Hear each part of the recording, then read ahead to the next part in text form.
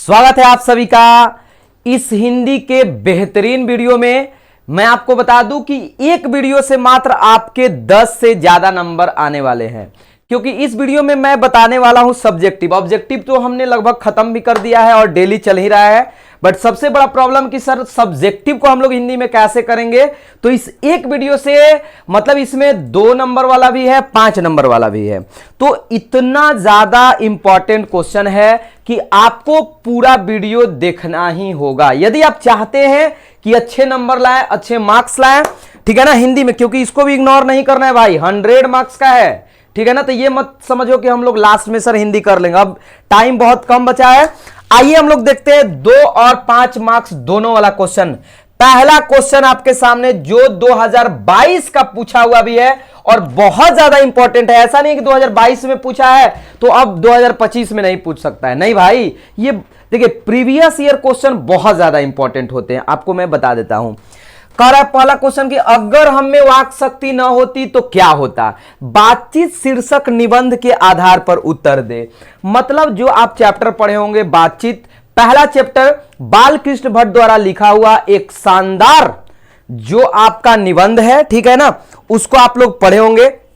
देखिए सबसे पहले कहा गया कि यदि मनुष्यों में वाक शक्ति ना होती तो यह सृष्टि गूंगी बहरी रह जाती। बात तो सही है, मतलब यदि बोलने का शक्ति नहीं होता तो ये सृष्टि हम लोग के लिए कैसा होता, गूंगा हो जाता, गूंगी हो जाती। क्योंकि हम लोग ना किसी से बोल पाते ना अपना, मान लीजिए जो हमारे अंदर एक समझिए कि बात होता वो किसी व्यक्ति से कह पाते, ठीक है ना।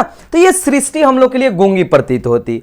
सब लोग लुंज पुंज से मानो कोने में बैठा दिए गए होते। लुंज पुंज का मतलब वही एकदम निराश होकर, ठीक है ना। और देखिए, और जो कुछ सुख दुख का अनुभव हम अपनी दूसरी तीसरी इंद्रियों द्वारा करते उसे अवाक होने के कारण आपस में एक दूसरे से कुछ ना कह, मतलब जो भी हमारे अंदर बातें आता, मान लीजिए बात चलता, चाहे सुख हो चाहे दुख हो, हम दूसरे व्यक्ति से उसको मतलब प्रकट नहीं कर सकते हैं, ठीक है ना, प्रकट नहीं कर सकते थे यदि हम में वाक शक्ति नहीं होता तब, ठीक है ना। ज्यादा टाइम नहीं लेंगे क्योंकि इसको समझने में आपको ऐसा नहीं कि ये सर इंग्लिश लिखा हुआ एक एक वर्ड को समझाइए, बहुत बेहतरीन। और आप ट्राई करो ज्यादा से ज्यादा डेली लिखने का। इस क्वेश्चन जैसे हमने दिया, अब अपने से इसको लिखिए घर पर, ठीक है ना। ये ना कि नहीं सर हम एग्जाम में आसानी से लिख लेंगे, बहुत तेज है, ये है, नहीं। आप घर पर उस चीज को पहले प्रैक्टिस करिए। नहीं तो मान लीजिए कि यदि आपके अंदर बहुत ज्यादा कॉन्फिडेंस है, आप ये सोच रहे हैं कि नहीं मैं ये वीडियो सर देखकर और ऐसा समझ गया हूं बाद में लिख लूंगा, नहीं भाई, आपको ये काम पहले करके जाना होगा। Because you know practice makes a man perfect. अगर आपको करना है अच्छा तो प्रैक्टिस करना होगा, पहले घर पर फिर एग्जाम में। दूसरा क्वेश्चन बहुत इंपॉर्टेंट, दूसरा क्वेश्चन ये देखिए भाई, सारांश है। सारांश समझ में आता है ना, ये आपका 5 मार्क्स वाला है, ये 2 नंबर नहीं जी, 5 मार्क्स वाला। और मैं आपको बता दूं 5 नंबर वाला के लिए आपको चैप्टर 1, 2, 3, चैप्टर 1 बातचीत, चैप्टर 2 पढ़े होंगे, सब पढ़े होंगे। चैप्टर 1, 2, 3 पढ़कर जाइए और आराम से आपका 1 तो 5 नंबर वाला लड़ता है। सारांश एकदम 100% लड़ता है। बातचीत शीर्षक निबंध का सारांश लिखिए था, देखिए थोड़ा आइए। बातचीत शीर्षक ललित निबंध महान पत्रकार, निबंधकार तथा तीक्ष्ण बुद्धि युक्त आलोचक बालकृष्ण भट्ट की प्रसिद्ध रचना है। सबसे पहले आप जैसे ही शीर्षक आया लिखने के लिए, चाहे हिंदी चाहे इंग्लिश, आपको पूरा का पूरा परिचय देना होगा। किसका? राइटर का, लेखक का भाई, ठीक है ना। अगर आप इसमें इनका जन्म भी लिख दे तो और बेटर होगा, ठीक है। अच्छा जी, बातचीत जहां 2 आदमी का प्रेम पूर्वक संलाप है, वहां स्पीच का उद्देश्य श्रोता में जोश पैदा करना होता है। जिंदगी को मजेदार बनाने के लिए बातचीत, देखिए सार्वभौमिक तत्व है। बातचीत से चित्त हल्का और स्वच्छ होता है। इसे लेखक ने राम रमायल की संज्ञा दी है। रॉबिन्सन क्रूसो, देखिए यहां तक कहने का मतलब यही है कि 2 लोगों में मान लीजिए प्रेम का बात होता है, ठीक है ना, ये भी हम बातचीत। अब यहां एक वर्ड दूसरा लिखा हुआ है, थोड़ा सा ध्यान दीजिएगा। स्पीच का उद्देश्य श्रोता में जोश, देखिए बातचीत और स्पीच में यही अंतर है कि बातचीत मतलब हम लोग किसी चीज को बिना सोचे बोल देते हैं, और स्पीच का मतलब होता है ना कि कोई भी चीज बोलने के लिए हम पहले से बहुत ज्यादा तैयार करते हैं कि हमको ये बोलना है, इसके बाद ये बोलेंगे, तो मतलब ऑडियंस में, लोगों में मतलब एक तरह समझिए कि जोश भर देंगे। लेकिन बातचीत क्या होता है ना कि बस कुछ भी बोलते जाओ बिना तैयारी का बातचीत, और तैयारी करके हमारा स्पीच दिया जाता है, ठीक है ना। अच्छा जी, इससे मतलब ऐसा करने से हमारा मन, अगर मान लीजिए आपका मन नहीं लग रहा है, मन अकेले हैं, निराश हैं, जैसे ही दूसरा व्यक्ति से आप बातचीत किए आपका मन हल्का हो जाता है, और ये सही बात है जी।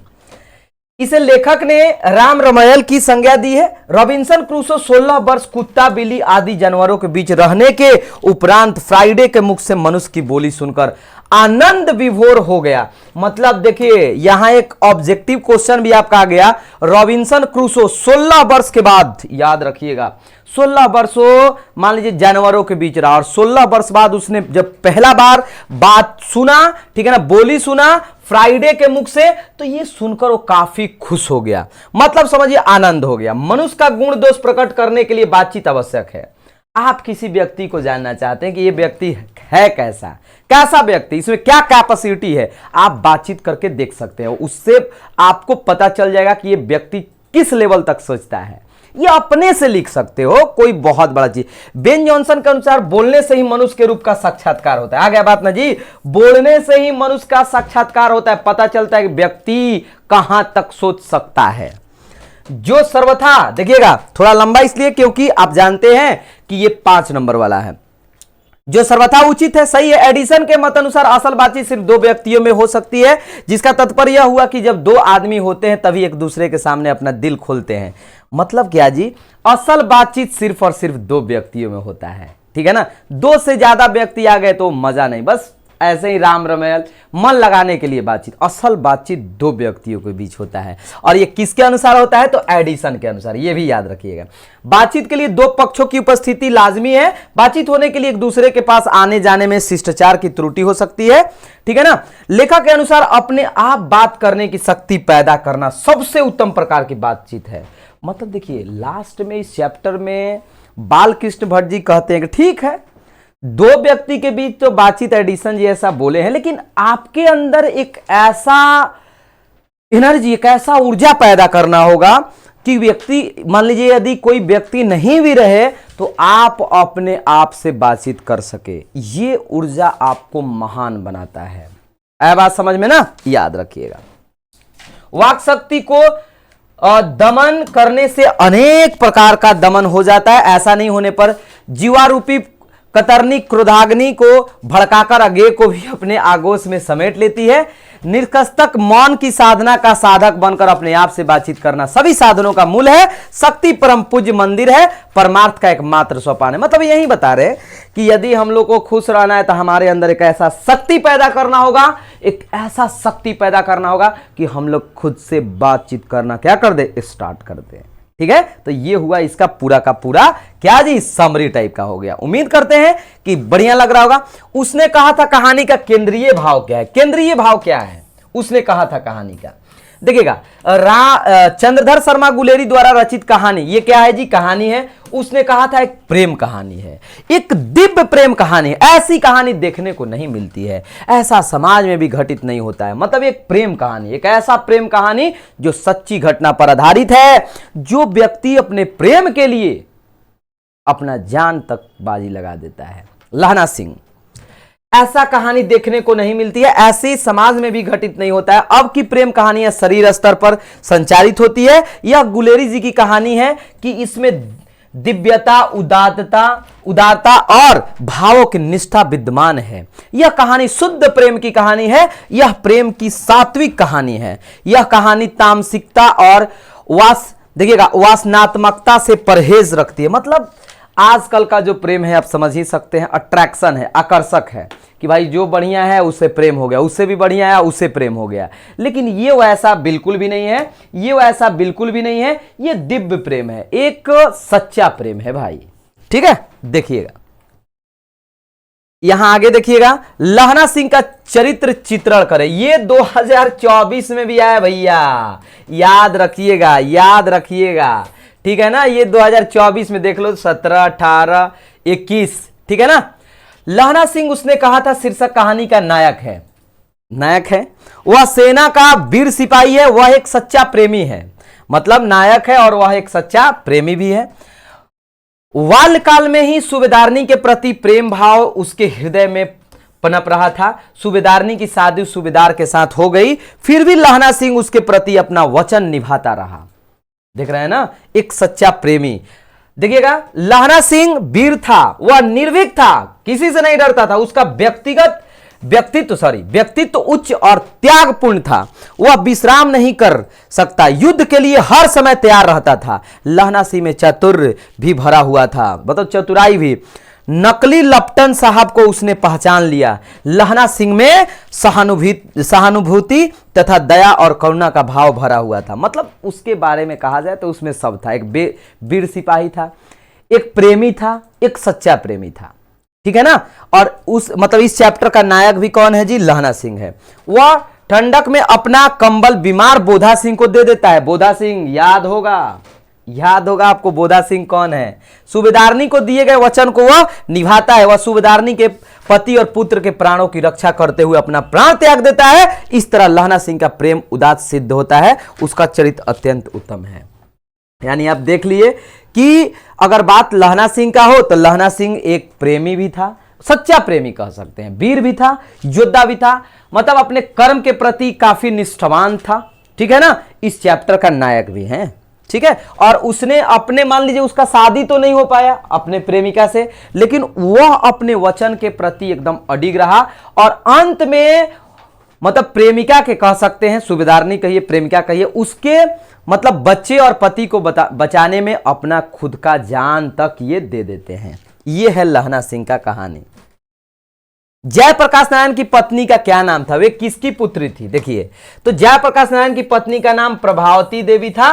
वे ब्रज किशोर प्रसाद की पुत्री थी। ये आपका 2 मार्क्स में पूछा जाएगा, 2 नंबर में, और 2021 में ये पूछा जा चुका है, 2019 में भी पूछा जा चुका है, ये आपका ऑब्जेक्टिव में भी पूछा जा सकता है। सॉरी, जयप्रकाश नारायण किस प्रकार का नेतृत्व देना चाहते थे? ये देखिएगा, बहुत ही इंपॉर्टेंट क्वेश्चन है my dear student. Jayaprakash Narayan किस प्रकार का नेतृत्व देना चाहते थे? तो जयप्रकाश नारायण का कहना था, मुझे नेता नहीं बनना है, मुझे सामने खड़ा करके और कोई डिक्टेट करे पीछे से कि क्या करना है तुम्हें, तो इस नेतृत्व को कल मैं छोड़ देना चाहूंगा। मतलब इनका मानना था कि मैं अगर सोचेगा कोई कि मैं कोई पीछे से बोले कि ऐसा करो वैसा करो, नहीं, मैं ऐसा नेता बनना बिल्कुल भी पसंद नहीं करूंगा। सबका सुनूंगा लेकिन अंतिम फैसला मेरा होगा, ठीक है। आगे देखिएगा फिर, तो इस नेतृत्व को कल मैं छोड़ देना चाहूंगा। मैं सबकी सलाह लूंगा, तालियां नहीं, बात सुनिए, बात समझिए, सबकी बात सुनूंगा, फैसला मेरा होगा। आगे बात ना, इस फैसले को छात्रों को मानना होगा, सबको मानना होगा, तब तो इस नेतृत्व का कोई मतलब है, तब यह क्रांति, छात्र क्रांति, संपूर्ण क्रांति सफल हो सकती है। और नहीं तो आपस के झगड़ों में, बहसों में पता नहीं कि हम किधर बिखर जाएंगे और क्या नतीजा निकलेगा। मैं दल विहीन लोकतंत्र की स्थापना करना चाहता हूं। मतलब इसमें आप सोच सकते हैं जयप्रकाश नारायण द्वारा मतलब कहा गया बहुत सारे ऐसे वर्ड है, मतलब यही कह रहे हैं, इनका यही मानना था कि मैं सुनूंगा सबका बट करूंगा मतलब अपने का। ये ऐसा करने से ही मतलब एक क्रांति आ सकता है। ये नहीं कि कोई पीछे से बोले कि ऐसे करो और हम उसका बात सुनकर और वैसे ही कर रहे हैं, तो नहीं। ऐसा अगर हुआ तो मैं कल ही ऐसा नेता बनना छोड़ दूंगा। उम्मीद करते हैं कि समझ में आ रहा होगा। बापू और नेहरू की किस विशेषता का उल्लेख जयप्रकाश नारायण ने अपने भाषण में किया है? मतलब कौन से बात को? तो बापू और नेहरू में महानता छिपी हुई थी। उनकी महानता यह थी कि वे आलोचनाओं को बर्दाश्त करते थे। आलोचना समझ रहे हैं ना? आज हम लोग हैं कि यदि कोई एक शिकायत कर दे, कैसे किया, क्यों किया, नहीं भाई, मतलब वो दोनों, चाहे बापू हो, महात्मा गांधी हो, चाहे नेहरू जी हो, यदि कोई उनका आलोचना करता था, शिकायत करता था, उस चीज को सह जाते थे, ठीक है। और महान व्यक्ति का यही सबसे बड़ा पहचान है। वे आलोचकों का सम्मान करते थे, वे आलोचकों को समझा बुझाकर साथ लेकर चलने में विश्वास करते थे, और ऐसा ही करना चाहिए। ये ना कि जो शिकायत किया उससे आप लड़ जाइए, तो ऐसे में आप महान नहीं न बन सकते हैं। नारी की पराधीनता कब से आरंभ हुई? बहुत important question my dear student.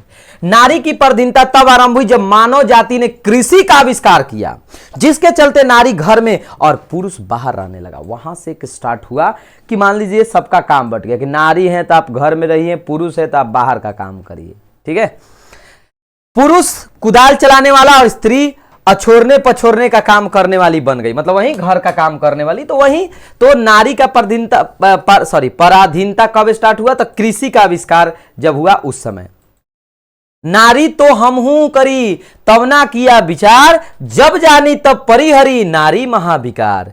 मतलब उप कविता पंक्तियों का भावार्थ अपने शब्दों में लिखिए। देखिए यहां भावार्थ भी आ गया भैया, भावार्थ समझते हैं ना, ये आपका 4 नंबर का पूछा जाता है। ठीक है, तो आज देखिए भावार्थ वाला वीडियो हम अलग से लाएंगे। यहां तक आपको देखकर और कमेंट करना है कि यह सब समझ में आया कि नहीं, ईमानदारी से, और वीडियो अच्छा लगे तो सबके पास जरूर शेयर करिएगा। ठीक है ना, चलिए मिलते हैं हम लोग अगले वीडियो में हिंदी के और इंपॉर्टेंट क्वेश्चन के साथ। ठीक है ना, उम्मीद करते हैं कि बड़ा अच्छा समझ में आ गया होगा। चलिए, जय हिंद।